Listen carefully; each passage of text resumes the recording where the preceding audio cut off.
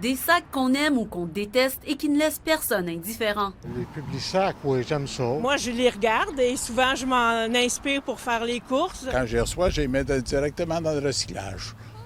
Et je regarde ça sur Internet, ça va beaucoup mieux. Il faut s'adapter. Et je ne suis pas le meilleur en Internet, hein? Je vous le dis tout de suite. C'est d'ailleurs pour réduire les déchets à la source que la Ville de Montréal change ses règles. Il va suffire de mettre en place un autocollant, celui-ci, ce petit autocollant qui dit « Oui, je veux des circulaires ». À partir de mai 2023, ce sera donc une offre sur demande uniquement. C'est une excellente nouvelle. On l'attendait depuis longtemps et c'est une annonce courageuse et souhaitée et nécessaire. Le sac en plastique disparaîtra aussi. Seuls les sacs en papier seront autorisés.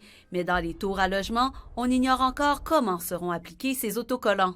L'annonce d'aujourd'hui s'inscrit dans l'esprit de la loi canadienne anti-pourriel lorsqu'on ne souhaite pas recevoir de publicité non sollicitée. Mais rappelons que Montréal s'est également fixé l'objectif d'atteindre le zéro déchet en 2030. Mais pour le propriétaire du Publisac, c'est priver la population d'économies potentielles, notamment dans un contexte inflationniste. Et si l'adhésion volontaire peut sembler simple, elle reste très difficile à appliquer. Dans un système de opt-in, ça nous obligerait à maintenir un registre, tenir compte des déménagements, faire des recensements très fréquents. Donc, tout un appareil d'abonnement, en fait, là, qui serait impossible à gérer. N'empêche, l'idée de Montréal semble faire son bout de chemin. Bravo, enfin!